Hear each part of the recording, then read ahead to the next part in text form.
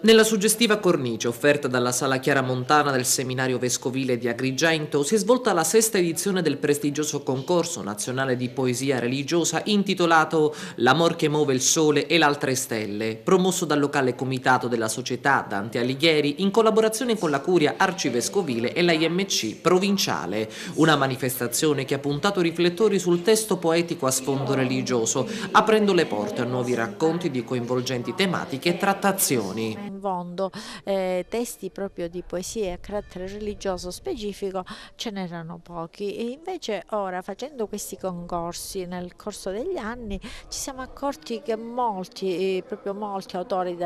non solo di Agrigento, perché il concorso è a livello nazionale, partecipano con poesie che veramente, ecco, lasciano il segno per quello che dicono. Nel corso della serata è stata ricordata la figura di Padre Privitera con un convegno incastonato nel contesto della manifestazione dal titolo La fede nella poesia di Don Salvatore Privitera. Diciamo che i testi religiosi assumono oggi un significato particolare. Se poi facciamo riferimento all'argomento che mio fratello in particolare studiava, la bioetica, con tutti i volumi che lui ha pubblicato, io ritengo che non solo sono testi di attuale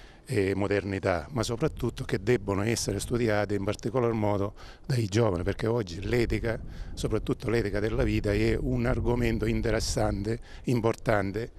un argomento che a mio avviso ognuno di noi dovrebbe conoscere, perché assistiamo tutti i giorni a dei comportamenti purtroppo che di etico non hanno niente. Al concorso, suddiviso in 2 sezioni, hanno partecipato molti autori ed una commissione esaminatrice appositamente costituita ha esaminato le opere ammesse e stilato la graduatoria dei vincitori. Questa premiazione stasera non me l'aspettavo, non mi avevano avvisata in tal senso, mi avevano detto che dovevo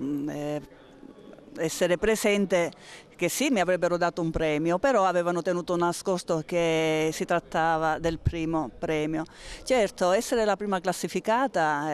tra tanti poeti è sempre un'emozione, e quindi sono grata alla dottoressa Ierna e alla commissione, principalmente alla commissione, che ha creduto in questa poesia